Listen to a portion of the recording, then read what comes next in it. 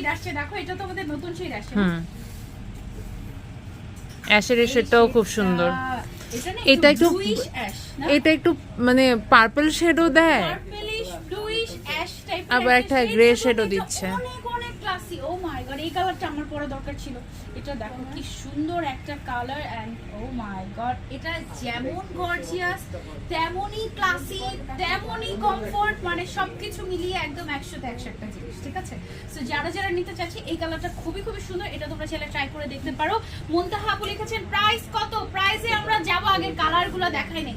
ওকে, সামনের সাইডে পুরোটাতে stone work করাই আছে, জুয়েলারি স্টোন, স্লিভস এর মধ্যেও কিন্তু আমরা স্টোন ওয়ার্ক করে দিয়েছি।